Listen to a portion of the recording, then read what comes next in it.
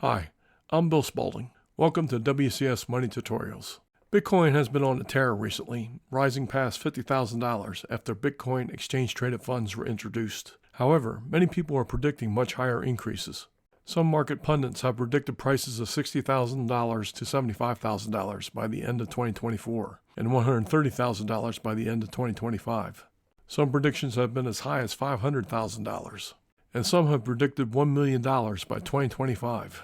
Some predictions are even more outlandish. A panel of 50 Bitcoin and cryptocurrency experts predicted in 2021 that the price of Bitcoin would reach $80,000 in 2021 before surging to $250,000 by 2025 and a staggering $5 million by 2030. Of course, the $80,000 prediction for 2021 turned out to be false, but is it really possible for Bitcoin to reach $5 million? Cathie Wood, founder of ARK Investment Management and longtime champion for cryptocurrency, predicted in 2021 that Bitcoin's value would reach $1 million per coin by 2030. By February 2023, her prediction increased to $1.5 million. And then her prediction rose to $2.3 million, according to an article published by MarketWatch. Cathie Wood's firm was one of the first to launch a spot Bitcoin exchange-traded fund at the start of 2024. Her investment management company just launched the ARK 21 shares Bitcoin ETF, so she would do well if Bitcoin rose to $2.3 million. According to Bloomberg, her predictions are based on data analysis, but is it really possible to predict Bitcoin prices?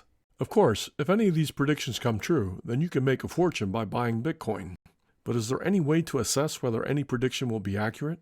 How do you determine your exit price?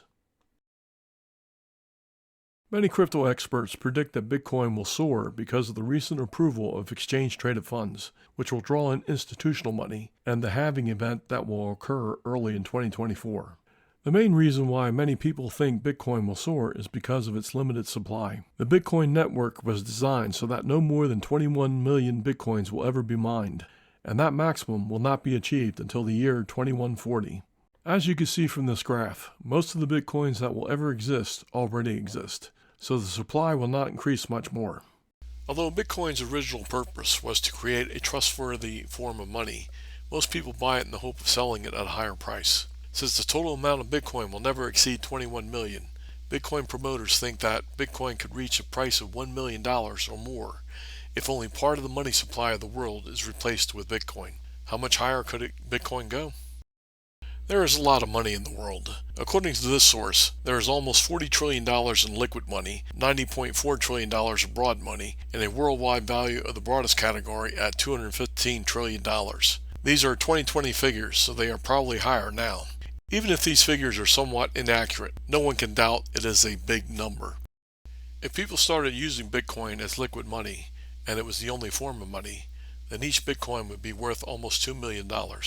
If we include a broader category of money worth $90.4 trillion, then each Bitcoin would be worth more than $4.3 million. If Bitcoin was used as the broadest category of money, then each Bitcoin would be worth more than $10 million. Few people think that Bitcoin will ever be the only form of money, but it does illustrate how some people think it may reach such a high potential if only a fraction of the money supply was replaced by Bitcoin. But does Bitcoin serve well as money? And if not, what else could propel Bitcoin upward? Another reason many people think that Bitcoin prices will continue to increase is because of the halving event that will occur in 2024.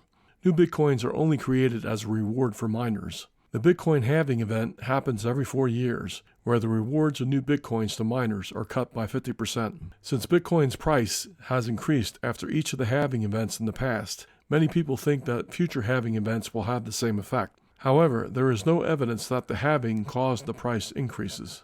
More likely, the price increases were just coincidental with the halving events. However, there is good reason to doubt that the next halving event will have much effect on prices. One reason is because the supply of Bitcoins will still increase. They just will not increase as quickly. Bitcoin miners who successfully authenticate a block are rewarded with a certain amount of new Bitcoins that are created. Right now, that reward is 6.25 Bitcoins. But after the halving event, it will drop to 3.125 Bitcoins. New Bitcoins will continue to be created, but just at a slower rate. The reason to doubt that the halving event will have much effect on the price is because 93.5% of all the Bitcoins that will ever exist already exist. There may be a temporary effect if enough people believe that the price will go up after the halving event, especially since there is so much news coverage asserting the same, but it is unlikely to have a long-term effect. Many people expected Bitcoin prices to increase after the introduction of spot Bitcoin exchange-traded funds, and that did have a positive effect up until this video was recorded. While an ETF wrapper allows institutional investors to buy and allows people to hold Bitcoin in their retirement accounts, it is also true that many people did not want to hold Bitcoin directly because they feared losing their keys or losing their Bitcoin through hacking. But both people and institutions are buying Bitcoin exchange-traded funds because they think the price will go up. While making buying and selling more convenient helps to increase trading, it is not enough to keep prices rising. Why will the price of Bitcoin continue to rise, and by how much? Bitcoin was first created in 2008 in the depths of the Great Recession, presumably as a better form of money that does not require the intermediation of financial institutions. Bitcoin has no other utility. It doesn't pay dividends, it doesn't grow like a business, and unlike gold, to which it is often compared, it has no physical uses since it is not a physical entity. Therefore, the future price of Bitcoin will depend mightily on whether it is really usable as money. One of the biggest problems with using Bitcoin as money is its volatility. Bitcoin is volatile. Bitcoin gained 60% in 2021, lost 64% in 2022, then gained more than 100% in 2023. And its price can vary significantly even during the course of a day. This is a bar chart of Bitcoin's price variations in the month before February 13, 2024. Not only has the price changed by more than $10,000, but as you can see by looking at the individual bars, the price has changed significantly throughout each day. Can such a volatile token ever be useful as money for a major economy? After all, there was weeping and gnashing of teeth when inflation spiked above 9% in 2022. How will people feel about a price change of 20% or more within a single month, possibly every month? Transactions of Bitcoin are also extremely expensive, and the cost varies greatly from day to day. On February 11, 2024, the average Bitcoin transaction cost more than $4.50. Compare that to the pennies on the dollar for debit or credit transactions. Transaction times can also be long and variable. This graph shows the transaction times in minutes over 1 year, and network congestion can greatly increase this time. How would a business deal with this? Bitcoin mining not only creates new Bitcoins, but the miners also confirm Bitcoin transactions. Bitcoin mining consumes a tremendous amount of energy and increases the greenhouse gases that are worsening climate change. These operations cost a great deal of money, which is partly why transactions are so expensive. If Bitcoin were a major currency, then governments would not earn any seigniorage, which is the profit of creating money. In the United States, that is more than $600 billion annually. Without seigniorage, that money would have to be collected as taxes. If the government does not control the money supply, then it cannot use monetary tools to optimize the economy, such as stimulating the economy when COVID-19 struck, or as a means to control inflation. Continuous inflation and deflation means that Bitcoin cannot be used for accounting or for pricing. After all, how can you measure and compare prices when the price of Bitcoin changes continually? Some people think that Bitcoin could be a store of value like gold. However, it is hard to see how Bitcoin could be a store of value when no one has any idea what the price of Bitcoin will be at any given time in the future. How do you assess the fair value of Bitcoin? The value of rental properties is determined by the rent they earn. The value of bonds is determined by the amount of interest they earn. The value of dividend-paying stocks is determined by the dividends they earn. Or the value of stocks is determined by the growth potential of the companies behind the stocks. But Bitcoin has no growth potential, nor does it earn rent, interest, or dividends. So how do you assess its true value? Is it like gold? Gold also earns no income, but as the most ductile and malleable of all metals, it does have utility. Gold has value because it is both scarce and because it has many uses. Not as many uses as many other metals, such as silver and iron, but it certainly has more uses than Bitcoin, which has no utility whatsoever. What then will cause Bitcoin prices to move higher? Since supply is limited, only increased demand will increase prices. But how do you increase demand?